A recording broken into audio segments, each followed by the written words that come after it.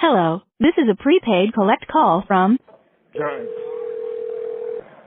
An inmate at the Jackson Correctional Institution. All calls, other than properly placed attorney calls, may be monitored and recorded. To accept charges, press 1. To refuse charges, press 2. If you would like to... Thank you for using CenturyLink.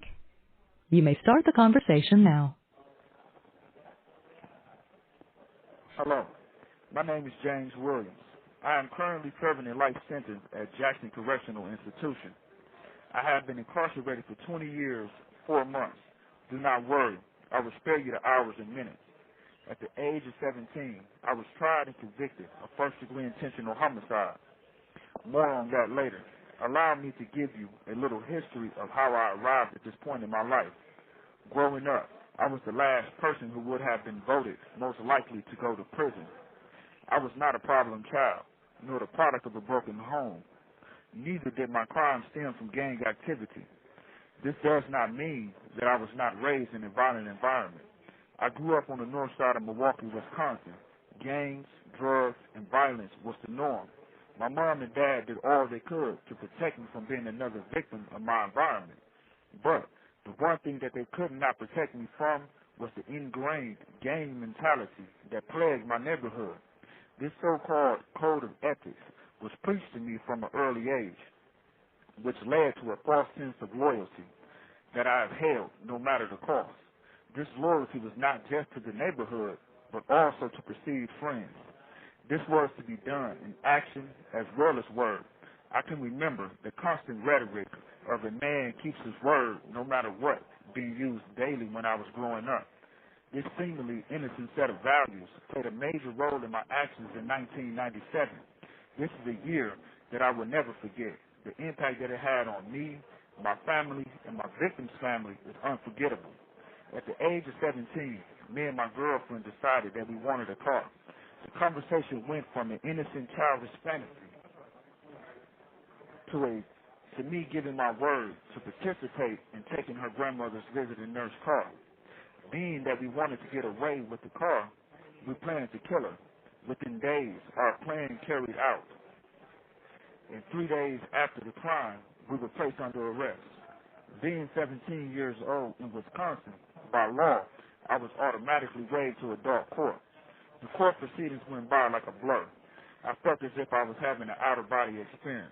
The one thing that was clear is that everyone was mad at me. Not knowing how to respond to their emotions at such a young age, I masked my fear with anger. Within 114 days, I was tried and convicted of first-degree intentional homicide. 30 days later, I was sentenced to life in prison with the parole eligibility date of August 4, 2098, 101 years from the date. My teenage brain could not calculate such a large amount of time. The number seemed fake. Honestly, the year 2000 seemed space-age to me. It took me years before I was able to understand the seriousness of my actions and my sentence. I remember thinking, this is a death sentence once reality set in. Had it not been for my strong desire to be more than a criminal, I would not have been able to get through the times of hopelessness, depression, and sadness. During short moments of peace, I would read. Reading helped fuel my desire to become better. Slowly, I began to dig myself out of the mental grave that I placed myself in. It took me 20 years, but I can honestly say that I am proud of the person that I have become. My greatest accomplishment has been earning back my family's trust. My deepest hope is one day being worthy of my victim's family forgiveness. The impact that mass incarceration has had on me and so many others is that it places a roadblock in our efforts to become rehabilitated. With such a large overflow of prisoners, prisons cannot keep up with the rehabilitational and educational needs of the prisoners, which result in little to no programming for individuals for lengthy sentences.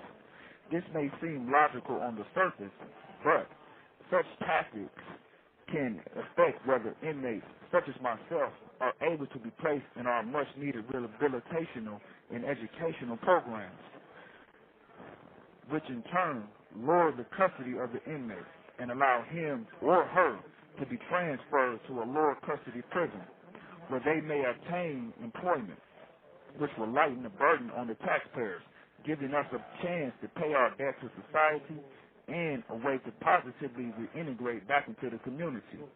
So, how did we get to such a helpless state? The prison industry has become more about big business and fear than rehabilitation. There is an unlimited source of revenue from the exploitation of prisoners and their families, not to mention the draining of other public departments, such as the educational system and other programs meant to help the underprivileged.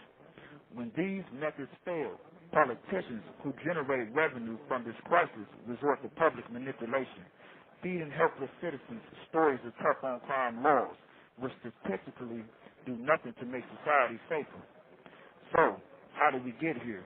To reiterate, fear and greed. This crisis cannot be fixed by a single person or group. That is why platforms such as Incarcerate Us is so important. It allows for a collective voice to be heard, one that speaks with power and surety, letting these fear-monger politicians know that such behavior will no longer be acceptable. Furthermore, the Department of Corrections must be held accountable to the public. They take money from the public and should uphold their promise by actively taking measures All to calls other than properly placed attorney calls may be monitored and recorded. They take money from the public and should uphold their promise by actively taking measures to rehabilitate the prisoners. Rehabilitation is a right for every inmate, including those with mental sicknesses, not a privilege. And most importantly, prison reform should not continue to be placed on the back burner. It must be seriously put on the table for discussion. False promises made to prison rights groups is not acceptable. Please do not get the wrong idea. I do not advocate nor endorse the opening of prison doors, allowing prisoners to walk free without first being rehabilitated. True prison reform is not just about the correction of outdated laws and practices. It must also include a systematic approach that holds criminals accountable for their actions while formatting a path for rehabilitation. If we, as prisoners, want the laws of prison reform to help us, we must be willing to help ourselves. This would not be an easy process, but it can be made so by the collective voices of the community, prisoners, and politicians who are serious about prison reform. Together we can make a difference.